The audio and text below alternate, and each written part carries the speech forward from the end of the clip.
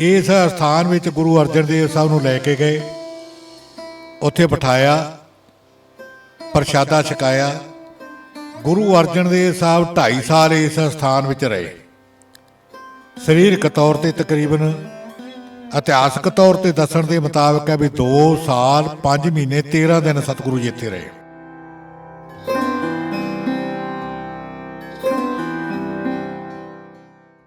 वाहिगुरू जी का खालसा श्री वाहिगुरू जी की फतेह। अज असीं पहुंचे आ पिंड चौला साहिब, जिथे 5वीं पातशाही श्री गुरु अर्जन देव जी आए। वो गुरु अर्जन देव जी के समय की एक इमारत, एक घर उस समय का इत्थे हैगा, जो कि अज भी उस हालत के विच पाया गया है। इस घर दे विच गुरु अर्जन देव जी के चरण छोह प्राप्त है। इत्थे गुरु अर्जन देव जी इस घर दे विच भी आए हुए हैं। तो अज तुहानूं असीं उस गुरुद्वारे के दर्शन भी करावांगे जिथे गुरु अर्जन देव जी काफ़ी समा रहे, तकरीबन 2.5 साल के नेड़े उस घर दे विच रहे। तो इस पिंड दे विच उपदेश दिंदे रहे, सिक्ख्या दिंदे रहे। आओ जानिए इस पिंड का इतिहास, इस घर का इतिहास, इस गुरुद्वारे का इतिहास। आओ पिंड की गली गली इतिहास नाल भरी पई है, उसनूं असीं आपदे दिल दे विच समोईए। वाहिगुरू जी का खालसा, वाहिगुरू जी की फतेह।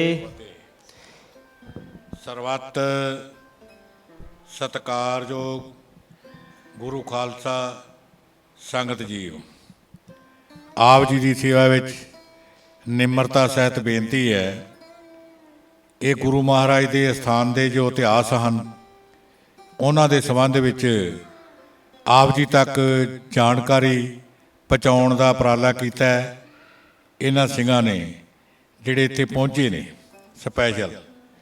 सो दास एक बेनती करदा है, दास वालों जे कोई पहला भी बोलिया गया है, जे कोई कमी पेशी उहदे विच है, दास नूं उहदे विच नाल संबंधित जो कुछ भी गलबात है उहदे संबंध विच जानकारी दिओ, तां कि दास अपणियां गलतियां नूं सुधारन दा मौका लवे ते अपणियां गलतियां नूं सुधारे।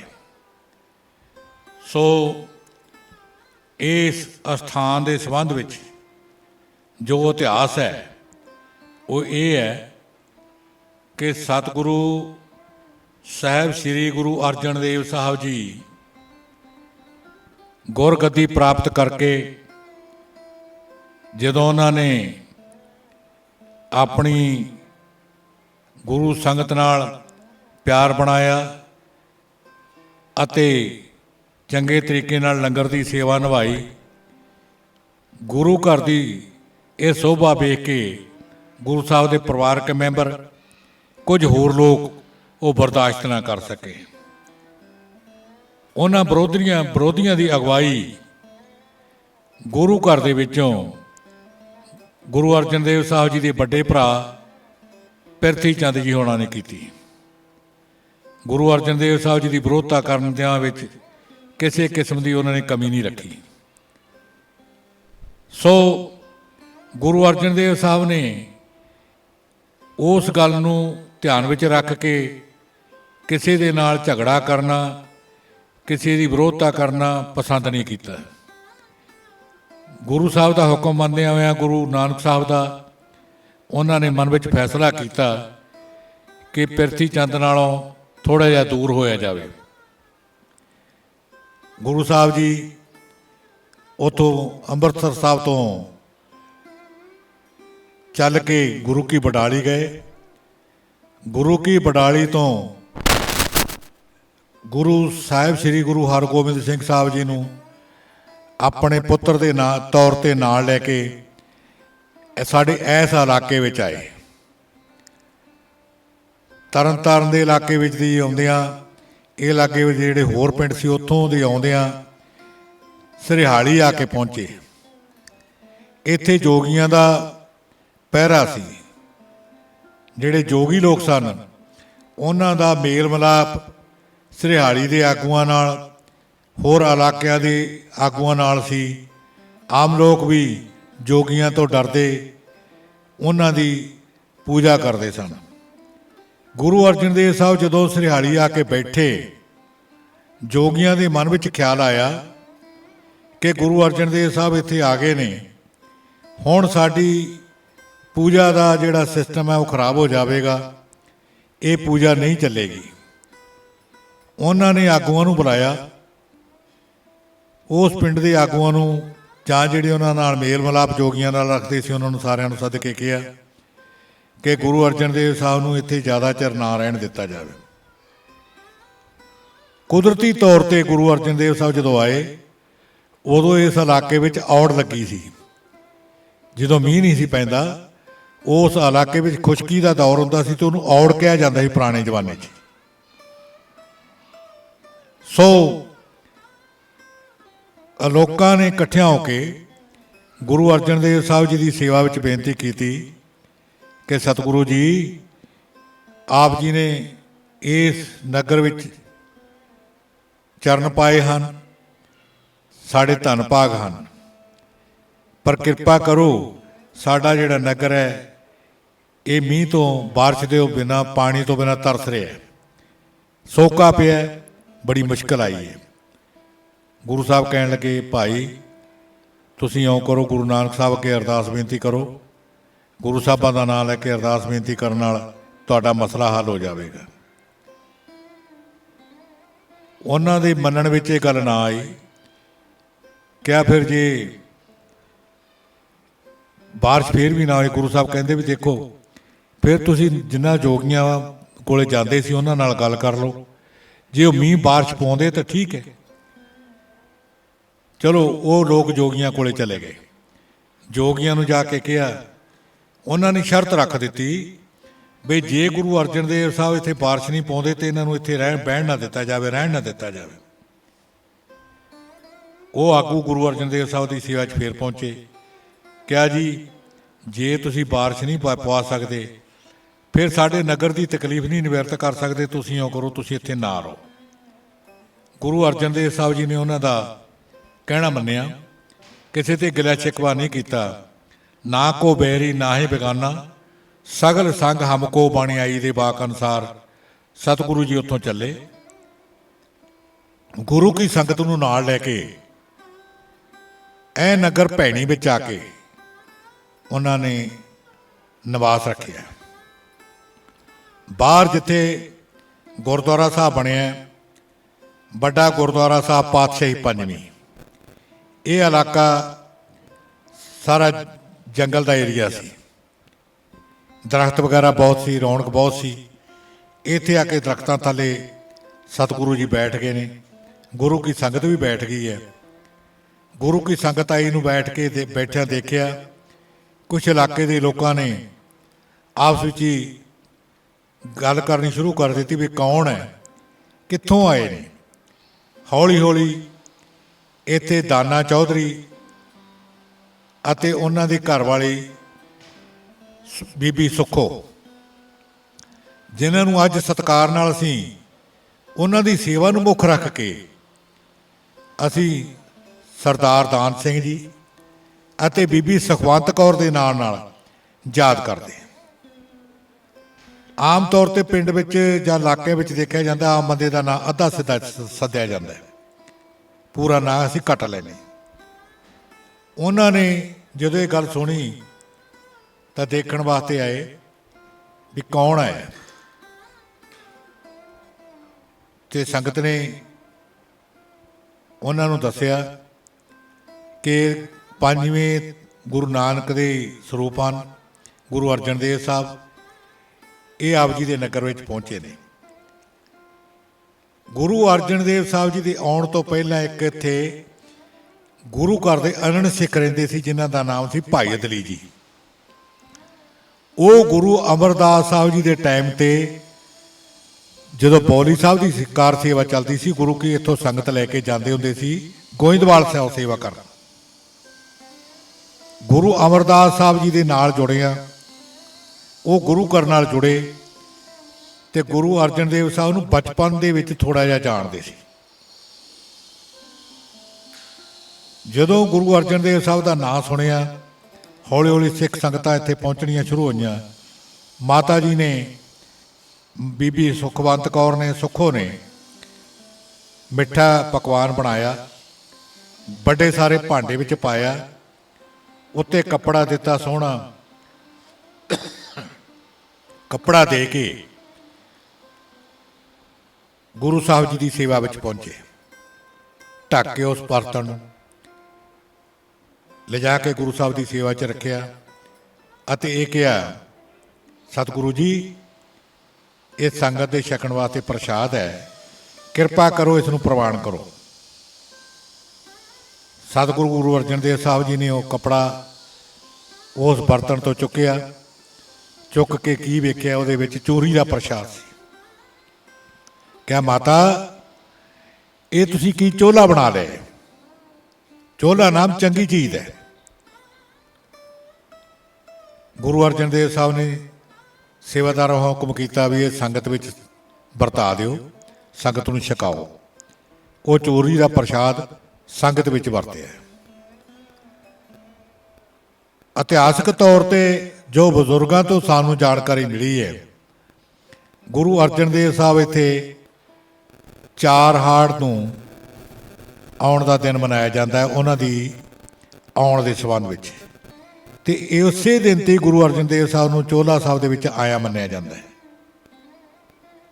ਗੁਰੂ ਅਰਜਨ ਦੇਵ ਸਾਹਿਬ ਨੂੰ ਬੀਬੀ ਸੁਖਵੰਤੋ ਕੌਰ ਨੇ, ਬੀਬੀ ਸੁੱਖੋ ਨੇ ਆਪਣੇ ਘਰ ਵਿੱਚ ਲੈ ਕੇ ਗਏ। ਅੱਜ ਜਿੱਥੇ ਆਪਾਂ ਬੈਠ ਕੇ ਇਤਿਹਾਸ ਦੀ ਵਿਚਾਰ ਕਰ ਰਹੇ ਹਾਂ, ਇਹਨਾਂ ਦੇ ਨਾਲ ਬੀਬੀ ਸੁੱਖੋ ਦਾ ਘਰ ਹੈ। ਇਸ ਸਥਾਨ, ਇਸ ਦਰਬਾਰ ਸਾਹਿਬ ਦੇ ਨਾਲ ਬੀਬੀ ਸੁਖਵੰਤ ਕੌਰ ਦਾ ਘਰ ਹੈ।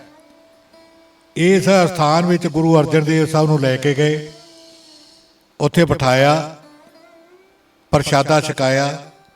ਗੁਰੂ ਅਰਜਨ ਦੇਵ ਸਾਹਿਬ 2.5 ਸਾਲ ਇਸ ਸਥਾਨ ਵਿੱਚ ਰਹੇ।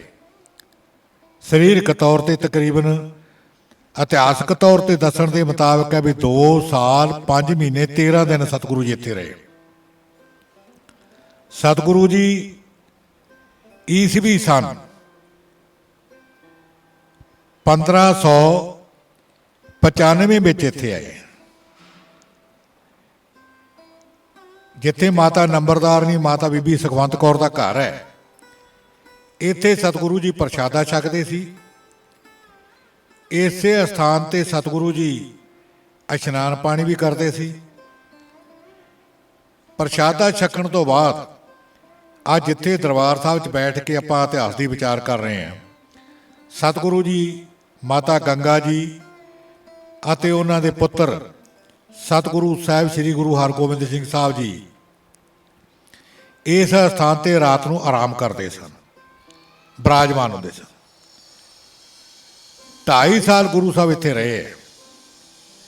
ਜੇ ਅਸੀਂ ਇੱਕ ਗੱਲ ਹੋਰ ਸੋਚੀਏ ਤੇ ਵਿਚਾਰ ਕਰੀਏ, ਜਿਸ ਨਗਰ ਦੇ ਵਿੱਚ ਗੁਰੂ ਸਾਹਿਬ ਜੀ ਨੇ 2.5 ਸਾਲ ਨਿਵਾਸ ਕੀਤਾ ਹੈ, ਮੇਰਾ ਤਾਂ ਖਿਆਲ ਹੈ ਕੋਈ ਘਰ ਇਹੋ ਜਿਹਾ ਨਹੀਂ ਹੋਊਗਾ ਜਿਸ ਪ੍ਰਾਣੀ ਦੇ ਮਨ ਵਿੱਚ ਨਾ ਆਇਆ ਹੋਵੇ ਤੇ ਗੁਰੂ ਅਰਜਨ ਦੇਵ ਸਾਹਿਬ ਮੇਰੇ ਘਰ ਵਿੱਚ ਆਉਣ। ਵਾਸਤਵਿਕ ਤੌਰ ਤੇ ਜਿੰਨਾ ਚੋਲਾ ਸਾਹਿਬ ਉਦੋਂ ਘਰਾਂ ਦੀ ਸ਼ਕਲ ਵਿੱਚ, ਇਸ ਪਿੰਡ ਦੀ ਸ਼ਕਲ ਵਿੱਚ ਮੌਜੂਦ ਹੋਵੇਗਾ, ਉਹ ਸਾਰੇ ਏਰੀਏ ਵਿੱਚ, ਉਹ ਸਾਰੇ ਘਰਾਂ ਦੇ ਵਿੱਚ ਗੁਰੂ ਅਰਜਨ ਦੇਵ ਸਾਹਿਬ ਜੀ ਨੇ ਆਪਣੀ ਚਰਨ ਛੋਹ ਬਖਸ਼ੀ ਹੈ। ਸੋ ਇਸ ਨਗਰ ਦੀ ਜਦੋਂ ਸੰਬੰਧ ਵਿੱਚ ਗੁਰੂ ਅਰਜਨ ਦੇਵ ਸਾਹਿਬ ਨੇ ਜਾਣਕਾਰੀ ਲਈ ਹੈ ਵੀ ਇਸ ਨਗਰ ਦਾ ਨਾਮ ਕੀ ਹੈ, ਸ਼ਰਧਾਲੂਆਂ ਨੂੰ ਦੱਸਿਆ, ਸਤਿਗੁਰੂ ਜੀ ਇਸ ਨਗਰ ਦਾ ਨਾਮ ਭੈਣੀ ਹੈ। ਇਸ ਨਗਰ ਦੇ ਲੋਕਾਂ ਦੀ ਹਾਲਤ ਤਰਸਯੋਗ ਹੈ। ਇਹ ਗਰੀਬ ਨੇ। ਇਹਨਾਂ ਲੋਕਾਂ ਨੂੰ ਜਿਹੜੇ ਤਕੜੇ ਲੋਕ ਨੇ, ਜਰਵਾਣੇ ਨੇ, ਉਹ ਤੰਗ ਕਰਦੇ ਨੇ, ਪਰੇਸ਼ਾਨ ਕਰਦੇ ਨੇ। ਇਹ ਲੋਕ 6 ਮਹੀਨੇ ਕਮਾਈ ਕਰਦੇ ਹੈ। ਜਿਹੜੀ ਕਮਾਈ ਦਾ ਕੁਝ ਹਿੱਸਾ ਬਣ ਜਾਂਦਾ ਹੈ, ਉਹ ਇਹਨਾਂ ਕੋਲੋਂ ਖੋਹ ਕੇ ਤੇ ਆਪਣੇ ਘਰਾਂ ਨੂੰ ਲੈ ਜਾਂਦੇ ਤੇ ਆਪਣੇ ਘਰਾਂ ਵਿੱਚ ਲਿਜਾ ਕੇ ਵਰਤੋਂ ਕਰਦੇ। ਗੁਰੂ ਅਰਜਨ ਦੇਵ ਸਾਹਿਬ ਜੀ ਕਹਿੰਦੇ, ਨਹੀਂ ਭਾਈ, ਅੱਜ ਤੋਂ ਇਸ ਨਗਰ ਦਾ ਨਾਮ ਭੈਣੀ ਨਹੀਂ ਹੋਊਗਾ, ਇਸ ਨਗਰ ਦਾ ਨਾਮ ਚੋਲਾ ਸਾਹਿਬ ਹੈ। ਸੰਗਤ ਦੇ ਵਿੱਚੋਂ ਕੁਝ ਸ਼ਰਧਾਲੂਆਂ ਨੇ ਸਵਾਲ ਕੀਤਾ, ਸਤਿਗੁਰੂ ਜੀ ਇਸ ਨਗਰ ਦਾ ਨਾਮ ਭੈਣੀ ਕਿਵੇਂ ਹੋ ਗਿਆ? ਕਾਗਜ਼ ਭੈਣੀ ਹੈ, ਚੋਲਾ ਸਾਹਿਬ ਕਿਵੇਂ ਹੋ ਗਿਆ? ਕਾਗਜ਼ਾਂ ਵਿੱਚ ਨਹੀਂ ਹੋਣਾ। ਸਤਿਗੁਰੂ ਜੀ ਕਹਿਣ ਲੱਗੇ, ਸੰਗਤ ਜੀ, ਸੰਗਤ ਦੇ ਰੂਪ ਵਿੱਚ ਅਰਦਾਸ ਬੇਨਤੀ ਕਰੋ ਗੁਰੂ ਨਾਨਕ ਸਾਹਿਬ ਜੀ ਅੱਗੇ, ਜਿਨ੍ਹਾਂ ਗੁਰੂ ਸਾਹਿਬਾਂ ਨੇ ਇੰਨੀ ਮਿਹਨਤ ਕਰਕੇ ਇੰਨੇ ਲੋਕਾਂ ਦਾ ਸੁਧਾਰ ਕਰਕੇ ਉਹਨਾਂ ਦਾ ਸੁਭਾਅ ਬਦਲ ਦਿੱਤਾ, ਤੇ ਉਹ ਇਹ ਕਾਗਜ਼ਾਂ ਦੇ ਵਿੱਚ ਪਿੰਡ ਦਾ ਨਾਂ ਵੀ ਆਪਣੇ ਆਪ ਹੀ ਬਦਲ ਦੇਣਗੇ। ਗੁਰੂ ਸਾਹਿਬ ਦੀ ਬਖਸ਼ਿਸ਼ ਹੋਈ। ਨੰਬਰਦਾਰਾਂ ਨੂੰ ਕਿਹਾ ਵੀ ਜੋ ਤੁਸੀਂ ਮਾਮਲਾ ਦੇਣ ਜਾਣਾ ਉਹ ਮਾਮਲਾ ਚੋਲੇ ਸਾਹਿਬ ਦੇ ਨਾਂ ਤੇ ਜਮ੍ਹਾਂ ਕਰਾਉਣਾ, ਜਿੰਨਾ ਚਿਰ ਆਵਾਜ਼ ਨਾ ਵੱਜੇ ਤੁਸੀਂ ਨਹੀਂ ਜਾਣਾ। ਇੱਥੋਂ ਦੇ ਨੰਬਰਦਾਰ ਗਏ ਚੋਲਾ ਸਾਹਿਬ ਦੇ, ਪੱਟੀ ਮਾਮਲਾ ਤਰਦਾ ਸੀ। ਉਹਨਾਂ ਦਿਨਾਂ ਵਿੱਚ 9 ਲੱਖ ਟਕਾ ਜਿਹੜਾ ਮਾਮਲਾ ਤਰਦਾ ਸੀ ਪੁਰਾਣੇ ਇਤਿਹਾਸਾਂ ਦੇ ਮੁਤਾਬਕ। ਵਾਧਾ ਘਾਟਾ ਟਾਈਮ ਦੇ ਨਾਲ ਹੁੰਦਾ ਰਿਹਾ। ਸੋ ਜਦੋਂ ਨੰਬਰਦਾਰਾਂ ਨੂੰ ਆਵਾਜ਼ ਨਾ ਵੱਜੀ, ਜਿਹੜੇ ਉੱਥੋਂ ਦੇ ਕਰਿੰਦੇ ਸੀ ਉਹਨਾਂ ਨੇ ਕਿਹਾ, ਨੰਬਰਦਾਰ ਜੀ ਤੁਸੀਂ ਮਾਮਲਾ ਜਮ੍ਹਾਂ ਕਰਵਾਉਣ ਨਹੀਂ ਜਾਂਦੇ। ਨੰਬਰਦਾਰਾਂ ਨੇ ਬੇਨਤੀ ਕੀਤੀ, ਸਾਨੂੰ ਜੀ ਆਵਾਜ਼ ਨਹੀਂ ਵੱਜੀ, ਸਾਡੇ ਪਿੰਡ ਦੇ ਨਾਂ ਤੇ ਆਵਾਜ਼ ਨਹੀਂ ਵੱਜੀ। ਕਿ ਕਿਹੜੇ ਪਿੰਡ ਤੋਂ ਆਏ ਆ? ਕਿ ਚੋਲਾ ਸਾਹਿਬ ਤੋਂ। ਕਹਿੰਦੇ ਵੀ ਚੋਲਾ ਸਾਹਿਬ ਤਾਂ ਸਾਡੇ ਇਲਾਕੇ 'ਚ ਪਿੰਡ ਹੀ ਕੋਈ ਨਹੀਂ, ਤੁਸੀਂ ਭੈਣੀ ਦੇ ਰਹਿਣ ਵਾਲੇ ਹੋ, ਸਾਨੂੰ ਅਸੀਂ ਤੁਹਾਨੂੰ ਜਾਣਦੇ ਹਾਂ, ਤੁਸੀਂ ਅੱਗੇ ਆਉਂਦੇ ਜਾਂਦੇ ਸਾਡੇ ਕੋਲੇ, ਸਾਨੂੰ ਗਲਤ ਬਿਆਨੀ ਦੇ ਨਾਲ ਗੁੰਮਰਾਹ ਨਾ ਕਰੋ। ਨੰਬਰਦਾਰਾਂ ਨੇ ਕਿਹਾ, ਨਹੀਂ ਜੀ ਸਾਨੂੰ ਗੁਰੂ ਅਰਜਨ ਦੇਵ ਸਾਹਿਬ ਦਾ ਹੁਕਮ ਹੈ, ਉਹ ਨਗਰ ਦਾ ਨਾਮ ਚੋਲਾ ਸਾਹਿਬ ਹੋ ਗਿਆ। ਜਦੋਂ ਉਹਨਾਂ ਨੇ ਵੇਖਿਆ ਵੀ ਚਲੋ ਗੁਰੂ ਅਰਜਨ ਦੇਵ ਸਾਹਿਬ ਦਾ ਨਾਮ ਸੁਣਿਆ ਤੇ ਕਾਗਜ਼ਾਂ ਨੂੰ ਚੈੱਕ ਕੀਤਾ ਗਿਆ ਤੇ ਚੋਲਾ ਸਾਹਿਬ ਕੁਦਰਤੀ ਤੌਰ ਤੇ ਦਰਜ ਹੋ ਗਿਆ ਤੇ ਭੈਣੀ ਦਾ ਨਾਮ ਨਹੀਂ ਲੱਭਾ। ਇਹ ਇਤਿਹਾਸ ਸੰਗਤ ਵਿੱਚ, ਇਲਾਕੇ ਵਿੱਚ ਪ੍ਰਸਿੱਧ ਹੋ ਗਿਆ। ਭਾਵੇਂ ਜਹਾਂਗੀਰ ਨੂੰ ਇਸ ਚੀਜ਼ ਦਾ ਪਤਾ ਲੱਗ ਚੁੱਕਾ ਸੀ, ਪਰ ਜਹਾਂਗੀਰ ਨੇ ਇਸ ਗੱਲ ਨੂੰ ਅਣਗੌਲਿਆਂ ਕਰ ਦਿੱਤਾ। ਜਹਾਂਗੀਰ ਗੁਰੂ ਅਰਜਨ ਦੇਵ ਸਾਹਿਬ ਨਾਲ ਖਾਰ ਖਾਂਦਾ ਸੀ, ਕਿਉਂਕਿ ਇੱਕ ਤਾਂ ਗੁਰੂ ਘਰ ਦੇ ਵਿਰੋਧੀਆਂ ਦੀ ਉਹਦੇ ਤੱਕ ਗੱਲ ਪਹੁੰਚਦੀ ਸੀ, ਇੱਕ ਉਹਨੂੰ ਇਹ ਗੁੱਸਾ ਸੀ ਵੀ ਇਹ ਮੇਰੇ ਪੁੱਤ ਨੂੰ ਤਾਜਪੋਸ਼ੀ ਕਰਨ ਲੱਗੇ ਨੇ। ਉਹਨਾਂ ਨੂੰ ਇਹ ਗੱਲ ਸਮਝਾਈ ਗਈ ਸੀ ਜਿਹੜੇ ਜਹਾਂਗੀਰ ਨੂੰ ਵੀ ਇਹ ਜਿਹੜੇ ਸਾਡੇ ਗੁਰੂ ਅਰਜਨ ਦੇਵ ਸਾਹਿਬ ਜੀ ਨੇ ਇਹਨਾਂ ਨੇ ਤਾਜਪੋਸ਼ੀ ਕੀਤੀ ਹੈ, ਪਰ ਗੁਰੂ ਅਰਜਨ ਦੇਵ ਸਾਹਿਬ ਨੇ ਕੀਤੀ ਨਹੀਂ ਸੀ। ਲੰਗਰ ਜ਼ਰੂਰ ਛਕਾਇਆ, ਜਿਹੜਾ ਗੁਰੂ ਨਾਨਕ ਸਾਹਿਬ ਨੇ 20 ਰੁਪਏ ਦੀ ਅਵਿਜ਼ ਵਿੱਚ ਚਲਾਇਆ ਸੀ। ਸੋ ਉਹ ਜਿਹੜਾ ਪ੍ਰਸ਼ਾਦਾ ਛਕਾਇਆ, ਉਸ ਦੇ ਅਵਿਜ਼ਾਨ ਦੇ ਵਿੱਚ ਜਹਾਂਗੀਰ ਖਾਰ ਖਾਂਦਾ ਸੀ, ਗੁਰੂ ਸਾਹਿਬ ਨਾਲ ਵਿਰੋਧਤਾ ਰੱਖਦਾ ਸੀ। ਇਹ ਗੁਰੂ ਅਰਜਨ ਦੇਵ ਸਾਹਿਬ ਜੀ ਇੱਥੇ 2.5 ਸਾਲ ਰਹਿ ਕੇ ਜਦੋਂ ਚਲੇ ਗਏ, ਇਸ ਸਥਾਨ ਦੀ ਸੇਵਾ ਸੰਭਾਲ ਜਿੰਨਾ ਚਿਰ ਮਾਤਾ ਨੰਬਰਦਾਰ ਨਹੀਂ ਜੀ ਰਹੇ ਉਹਨਾਂ ਚਿਰ ਹੁੰਦੀ ਰਹੀ, ਉਹ ਕਰਦੇ ਰਹੇ। ਉਸ ਤੋਂ ਬਾਅਦ ਭਾਈ ਅਦਲੀ ਜੀ ਨੇ ਇਸ ਸਥਾਨ ਦੀ ਸੇਵਾ ਸੰਭਾਲ ਕੀਤੀ।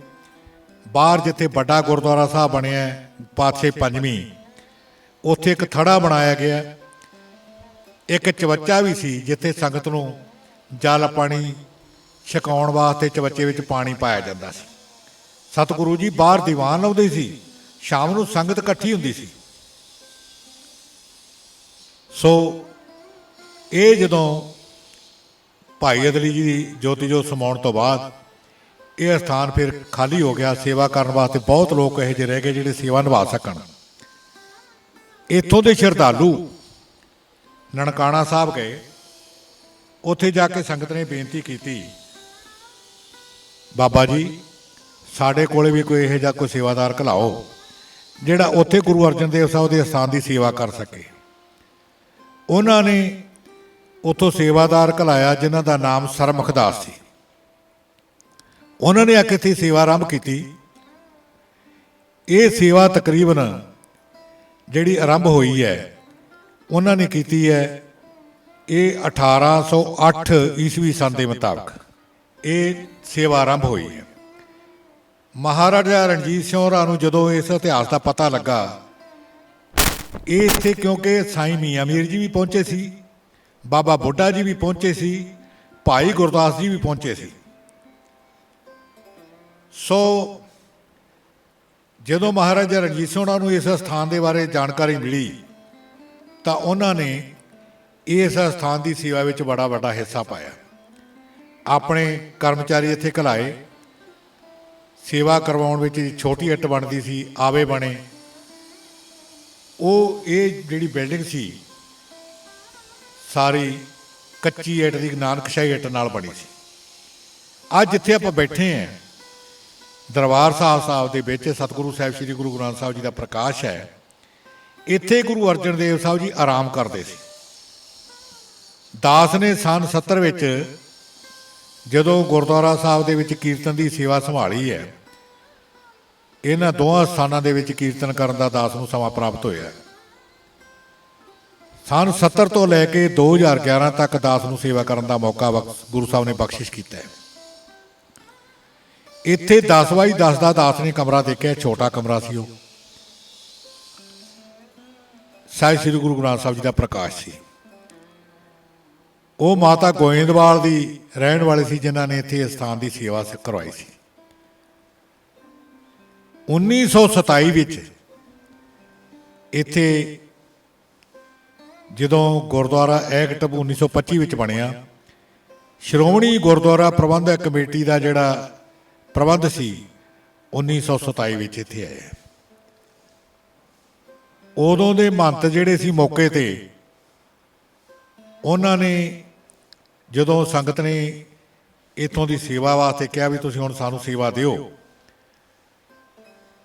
ਉਹ ਮਹੰਤ ਕਰਨਦਾਸ ਜੀ ਬਾਹਰ ਬੈਠੇ ਸਨ ਦਰਬਾਰ ਸਾਹਿਬ ਦੇ ਵਿੱਚ। ਸੰਗਤ ਦੇ ਸਾਹਮਣੇ ਆਪਣਾ ਆਪ ਉਹਨਾਂ ਨੇ ਸਮਰਪਿਤ ਕਰ ਦਿੱਤਾ।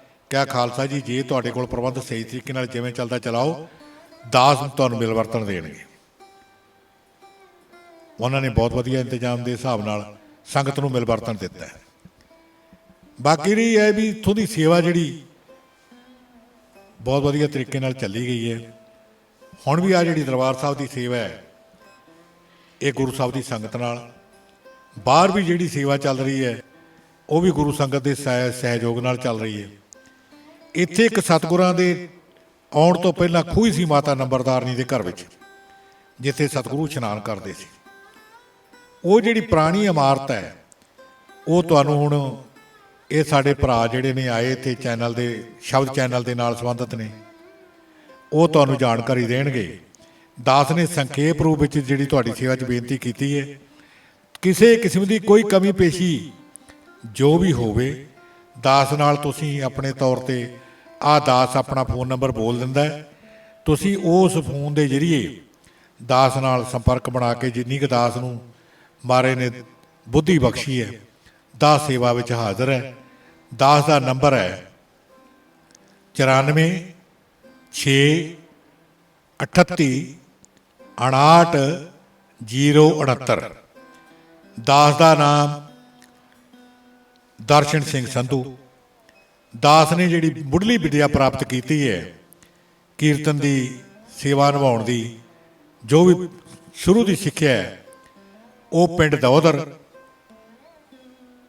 ਜ਼ਿਲ੍ਹਾ ਮੋਗਾ। ਦਾਸ ਦਾ ਜਿਹੜਾ ਜਨਮ ਹੈ ਪਿੰਡ ਮਾਣੂਕੇ ਤਹਿਸੀਲ ਜਗਰਾਉਂ ਜ਼ਿਲ੍ਹਾ ਲੁਧਿਆਣਾ। ਵਾਹਿਗੁਰੂ ਜੀ ਕਾ ਖਾਲਸਾ, ਵਾਹਿਗੁਰੂ ਜੀ ਕੀ ਫਤਿਹ। ਸਾਧ ਸੰਗਤ ਜੀ, ਇਹ ਸੀਗਾ ਇਸ ਪਿੰਡ ਦਾ, ਇਸ ਘਰ ਦਾ ਤੇ ਇਸ ਪੂਰੇ ਗੁਰਦੁਆਰਾ ਸਾਹਿਬ ਜੀ ਦਾ, ਜਿੱਥੇ ਗੁਰੂ ਅਰਜਨ ਦੇਵ ਸਾਹਿਬ ਜੀ ਰਹੇ 2.5 ਸਾਲ ਰਹੇ ਤੇ ਆਪਾਂ ਬਾਬਾ ਜੀ ਤੋਂ ਇਤਿਹਾਸ ਸੁਣਿਆ, ਮਾਣਿਆ। ਜੇ ਤੁਹਾਨੂੰ ਇਹ ਵੀਡੀਓ ਚੰਗੀ ਲੱਗੀ ਤੇ ਇਹ ਇਤਿਹਾਸ ਚੰਗਾ ਲੱਗਿਆ ਤਾਂ ਇਸ ਵੀਡੀਓ ਨੂੰ ਵੱਧ ਤੋਂ ਵੱਧ ਸ਼ੇਅਰ ਕਰੋ ਤੇ ਸਾਡੇ ਸ਼ਬਦ ਚੈਨਲ ਨੂੰ ਆਪਦਾ ਸ਼ਬਦ ਸਮਝ ਕੇ ਸਬਸਕ੍ਰਾਈਬ ਜ਼ਰੂਰ ਕਰਿਓ। ਬਹੁਤ ਬਹੁਤ ਧੰਨਵਾਦ।